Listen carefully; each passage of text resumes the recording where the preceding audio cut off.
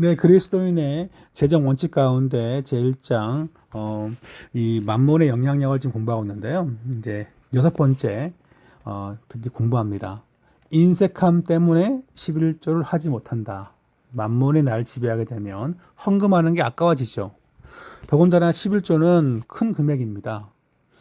학생한테 11조도 큰 금액이고 어른들에게도 똑같이 큰 부담이 있는 금액입니다.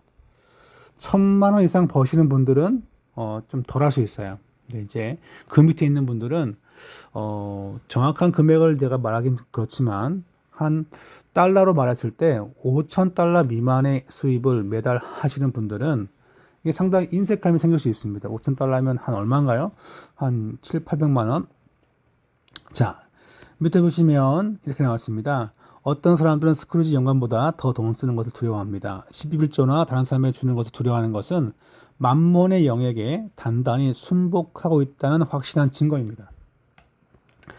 만몬의 영 이렇게 말해도 제가 보기에 약간 뭐 이렇게 어색하지 않지만 아까 지난 강의에서 제가 지난 강의인가요? 제가 질문할 때 이 저자는 뭐든지 다 영과 연결시킵니다. 영. 그런데 이것은 우리가 좀 조심해야 할 표현입니다. 그냥 만몬에게 혹은 자본주의에게 혹은 뭐 돈을 좋아하는 그런 사고 방식에 순복하고 있다. 뭐 그렇게 표현하는 것도 나쁘지 않습니다. 다시 말하면 두려움은 재정 형편과는 상관이 없습니다. 상당한 재정을 소유한 사람도 인색할 수 있기 때문에 그렇죠. 제가 대학 때 번역했던 책이 있는데 그 출판을 못하고 그냥 제가 제본만 떴는데 그 책에 보면 나와 있어요. 1900 초반에 미국의 한 과부가 아들과 함께 살고 있었는데 그는 지금 돈으로 따지면 수십억을 당시에 소유하고 있던 부자였습니다. 근데 그 아들은 그만 일찍 죽습니다. 죽은 이유가 기구해요. 이 여자는 가난해지는 것에 대해서 강박 증세가 있기 때문에 아들이 폐렴에 걸렸는데 무료 병원이 어디에 있을까를 찾아보다가 치료 시기를 놓쳐가지고 하나뿐인 아들을 잃어버립니다. 안타까운 거죠. 그건 뭐냐니까 돈이 있어도 인색한 것입니다. 쓰는 거에 대해서. 또한 가진 것이 없는 사람도 똑같이 인색할 수 있다. 그러니까 인간의 그 기본적인 속성과 관련되어 있습니다. 그리고 만몬의 영향력을 받기 때문에 돈 쓰는 것이 인색해지는 거죠. 근데 사실 이걸 딱 끝났는데 제가 보기에 설명을 좀 더 길게 했었다는 건데 설명이 너무 짧다. 자, 그다음에 일곱 번째 욕심입니다. 만몬의 영향력은 우리에게 욕심을 불러일으킵니다. 취하고 소유하겠다는 과도한 욕망을 불러일으킨다는 거죠. 근데 이제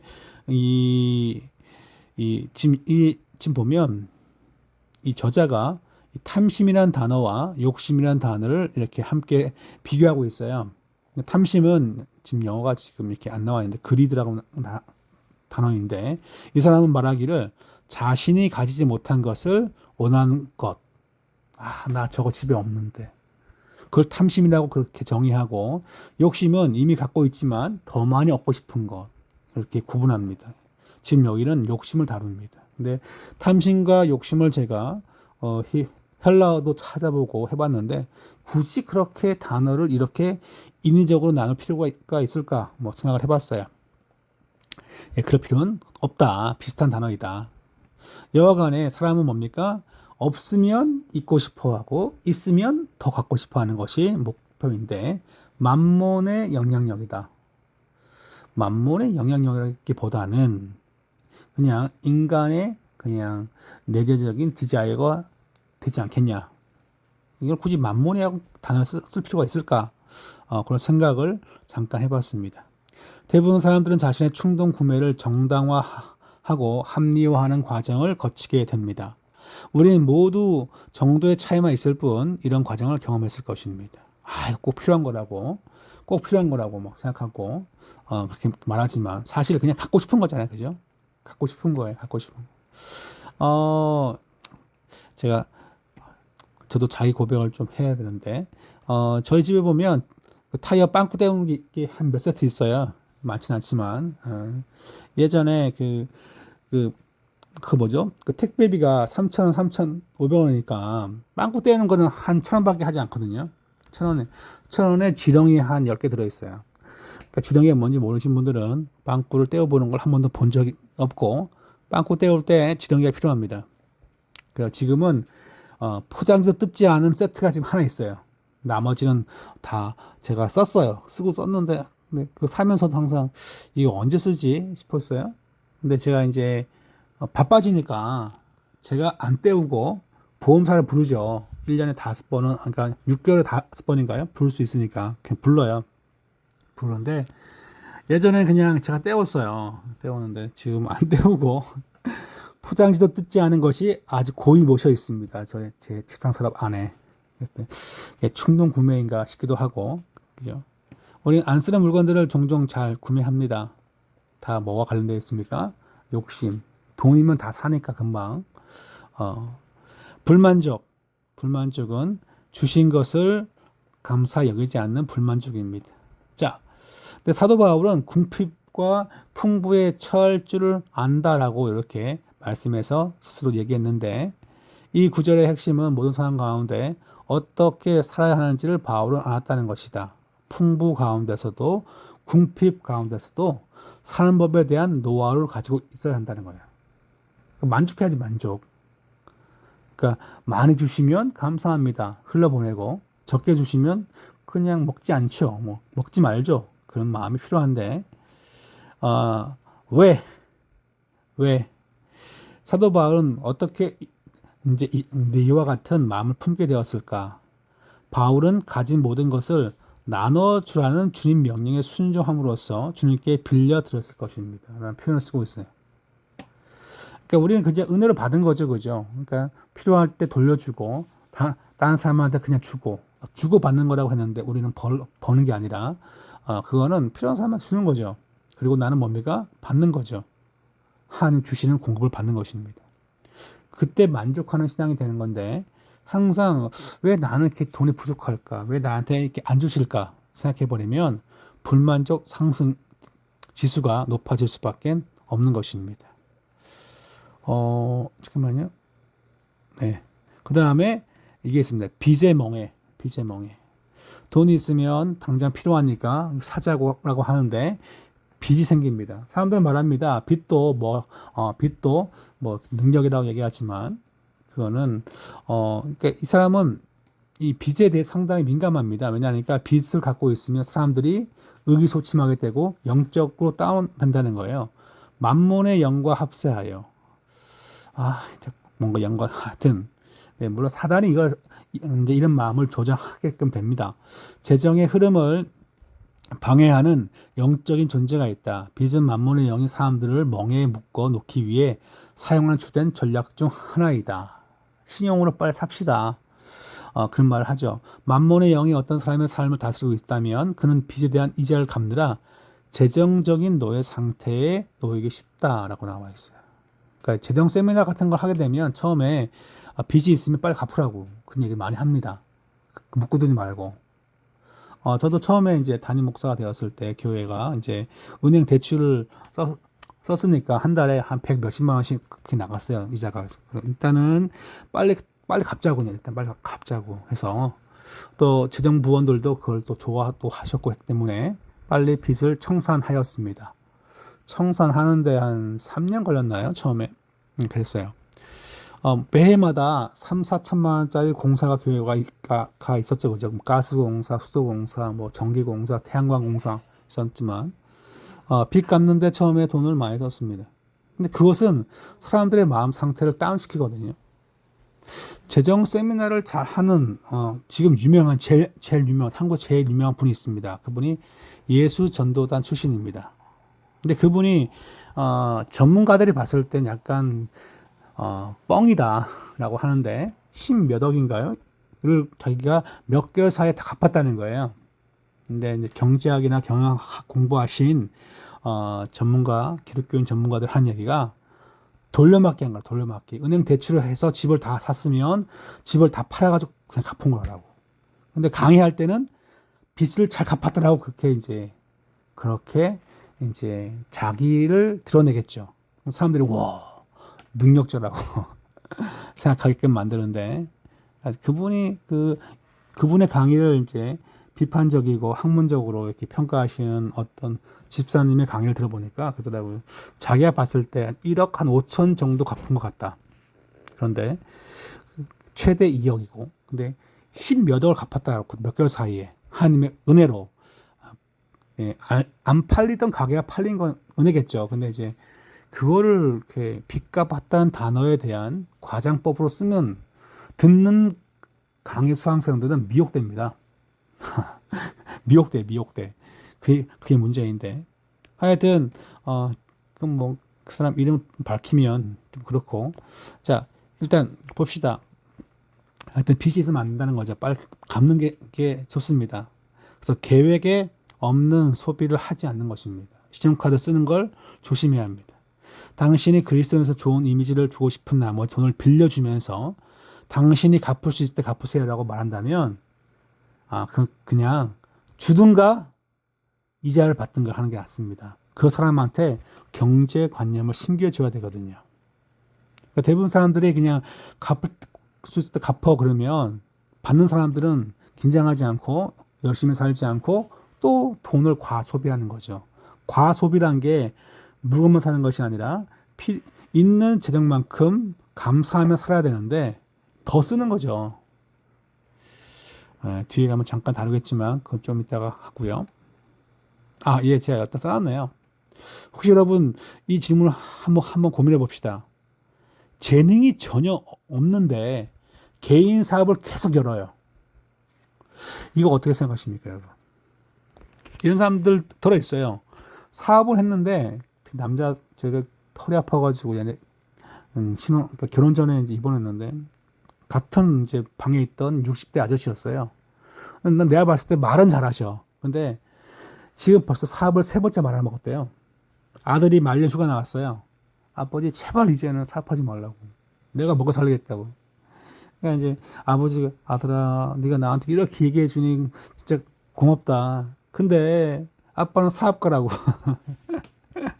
3번이나 말아먹었어요. 아파트 경비하시거나 뭐 이렇게 폐지를 줍지는 않지만 아파트 경비하시거나 뭐 노무자를 하시는 게 낫지. 그분은 사업에 재능이 없어요.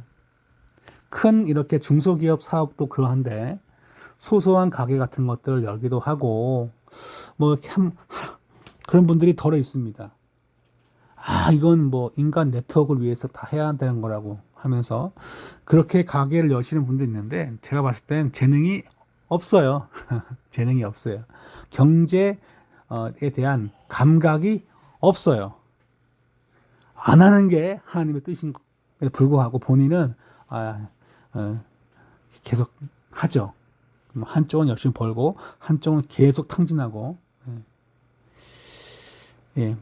이게 뭐냐니까 그 하다가 한두 방 그냥 대박 나면 다 되니까 만몬의 영향력을 가지고 사는 삶이죠. 하나님을 따르는 게 아니라 재능이 전혀 없다면 개인 사업을 하지 않는 것이 지혜입니다. 지혜이고. 자, 그러나 이제 우리가 또 이렇게 환상을 꿈꾸는 것은 100명 가운데 한 명은 또 대박 나는 걸 보면서 야, 쟤 바보는 뭐 나보다 공 못했고 저기 찌질한데 저렇게 사업해가지고 돈 번다고. 또 그런 게 또 부추기죠. 주식을 망하게 만드는 주식해서 집안을 망하게 만드는 사람들 가운데 대부분은 가까운 친척입니다. 그들을 보며 따라하다가 똑같이 망하는 거거든요. 자, 지나갑시다. 마음 아픕니다. 10번, 돈을 지나치게 중요시하고 돈의 능력을 과대평가한다. 이것도 만몬의 영향이에요. 돈을 무시하고 멋대로 사는 것도 만몬에 대한 잘못된 이해라면 돈을 지나치게 중요시하는 것, 과대평가하는 것도 문제인 것입니다. 밑에 보시면 부자들을 아주 대단한 인물로 생각하며 어떻게 하면 돈을 벌 수 있는지에 대해 끊임없이 이야기한다. 한동안 락펠러 시리즈를 많이 그런 사람들은 얘기했죠. 그거 말하는 것 자체가 만모니즘이에요. 걔가 뭐라고? 물론 그분은 신실하신 분이실 것입니다. 예, 전 그렇게 인정하고 그분이 뉴욕시에 있는 모든 수도세를 그 회사가 다 냅니다. 대박이죠, 그죠? 예. 근데 이제 그 사회학에서는 락펠러를 독과점의 대마왕이라 불러요. 그래서 락펠러 때문에 독과점 방지법이 미국에 생겼습니다. 석유와 모든 유통 구조와 철도 회사를 다 이 친구가 M&A로 다 먹으면서 예, 그때부터 폭리를 취합니다. 그러면 떼부자가 되죠, 그죠? 여러분 유통 회사, 예, 홈쇼핑을 다 한 회사가 다 먹어치우고 통신 그다음에 운송 수단을 다 먹어치우고 생산 공장을 다 먹어치웠어요. 한 공장이. 그러면요. 간단하게 삼성의 10배, 100배 되는 기업이 될 수 있죠. 지금은 불가능합니다. 당시에는 독과점 방지법이 없기 때문에 가능했는데 아주 이 친구가 그와 같은 방법으로 이렇게 사업을 합니다. 그러니까 수많은 중소기업 사장들이 그때 자살해요. 이 얘기에 대해서 아무도 얘기하지 않죠, 그죠? 설교할 때. 저 혼자만 얘기합니다. 그리고 아무도 은혜 받지 않습니다. 락펠러는 무조건 성도들한테 소망을 주는 예수 잘 믿으면 복 받는다고 생각하고 있는데, 예. 그러니까 그 얘기를 왜 합니까, 설교자가? 돈에 대해 과대평가를 하고 있는 거잖아요. 그 얘기를 왜 좋아합니까, 청중들이? 돈을 과대평가하기 때문에 그런 거예요. 너무 극단적인 얘기를 제가 지금 많이 하면, 머리에 많이 안 남으니까 그만 가고요. 우리가 일을 하는 이유는 다른 사람들한테 뭡니까? 주기 위해서라고 하죠. 우리는 누구한테 받습니까? 하나님한테 받고 이것을 이제 핸드오버라고 하는데 다른 사람들한테 건네주기 위해서 일한다. 한동대인가요? 또 한동대뿐만 아니라 많은 미국의 크리스찬 총장들이 한 말이 있어요. 그러니까 주기 위해서 공부한다. 그러니까 we study to give away. 그렇게 얘기했는데, 그러니까 학생이 공부하고 직장에서 일하는 것을 내가 추구하는 것이, 날 위해 추구하는 것이 아니라 핸드오버, 주기 위해 한다면 돈 버는 게 물질력이 아니라 봉사를 위해 하는 거죠. 사고의 전환이 필요하다는 거죠. 심지어 그리스도인들조차 나한테 돈이 조금만 더 있으면 하나님 나라를 위해 훨씬 더 많이 할 수 있을 텐데 라고 자기 정당화를 하죠.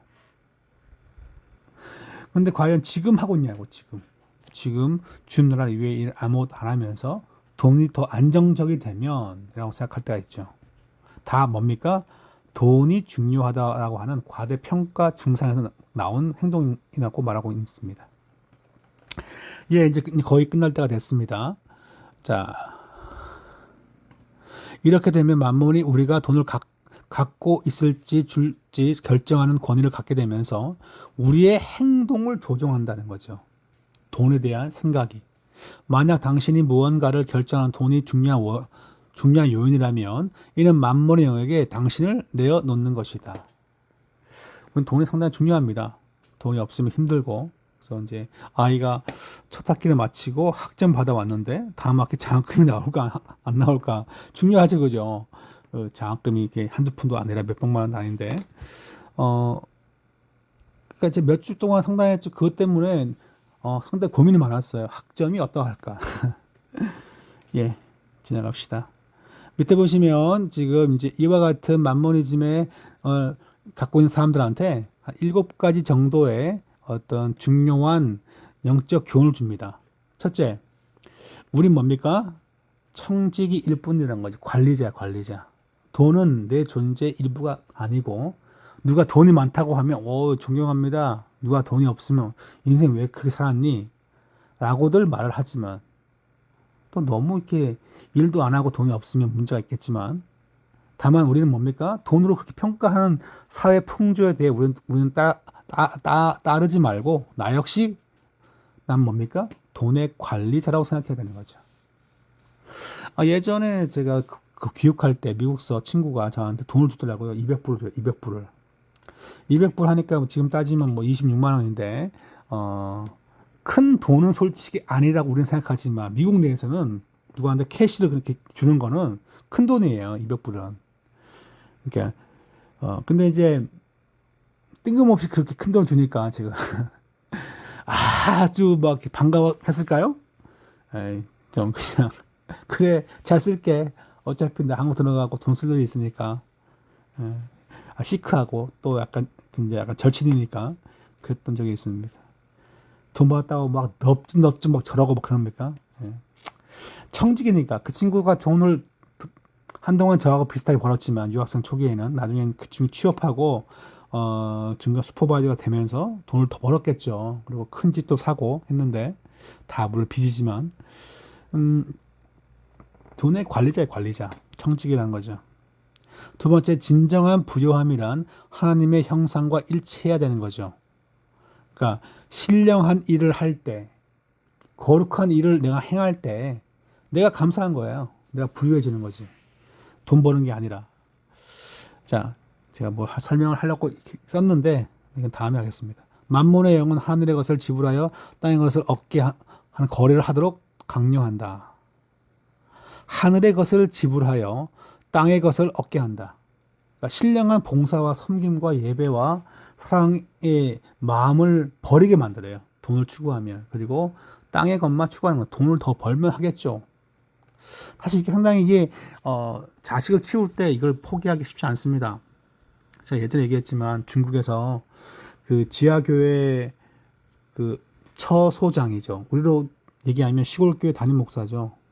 신학 공부 안 했지만 3, 40명이 모이던 작은 시골교회였어요. 지하교회인데 딸이 이제 중학생이 되고 바이올린을 공부합니다. 잘했대요. 근데 이제 예고를 가고 그 다음에 음대를 가려면 돈이 더 필요하지 그죠? 시골이에요. 돈 벌 데가 뭐가 있겠어요. 과수원 가서 주일도 사과를 따는 거예요. 사과 따는 시기니까 여름에. 그러니까 이게 3, 4개월 정도 뭐 합니까? 교회가 클로즈 된 거죠. 근데 그분이 말기 암 환자였어요. 끝까지는 예배하면 버텨야 되지 않나. 그리고 그게 더 아름답지 않겠나 싶은데, 또 막상 딸이 이제 중학교에서 열심히 또 레슨비가 필요하니까, 예, 돈을 위해 돈을 추구하는 것은 어리석습니다. 하나님의 중요한 가치를 잃어버리게 되면 그렇죠. 그러니까 영적인 것을 붙잡는 게 먼저 그 나라와 의를 구하는 게 중요합니다. 그리고 다섯 번째, 맡은 일을 게을리 해서는 안 된다는 거죠. 게으르면서 돈이 없다고 생각하는 거예요. 집안 살림을 잘해야 됩니다. 음식도 잘 해야 됩니다. 물론 모든 엄마가 요리를 맛있게 하지 못합니다. 그렇지만 섬기는 거죠. 엄마로서 이걸 하지 아니하면서 뭐 돈이 어쩌고 저쩌고 뭐 사람 주님의 뜻이 뭐 어쩌고 저쩌고 그러면 예, 그냥 게으른 삶을 사는 거예요. 게으른 삶을. 6번 당신은 재정으로 하나님을 섬기지 않으면서 하나님을 섬길 수 없다. 재정을 하나님의 나라를 섬긴다는 것은 재정으로 섬기는 것입니다. 우리가 제가 종종 얘기하죠. 헌금을 하는 시간, 헌금자 명단을 부르는 시간도 예배의 일부분입니다. 그 얘기를 왜 하냐니까 그건 역시 하나님을 경배하는 방법이기 때문에 그렇습니다. 자, 하나님의 성품은 사랑인데 돈을 사랑하는 마음에 대한 유일한 해결책이다. 하나님을 경배하고 예배하고 의지하면 그래야 돈이 이게 절제가 되고 조절이 되는 건데 하나님에 대한 신령한 성품에 대한 회복이 없는데 돈에 대한 행위가 바뀌겠습니까?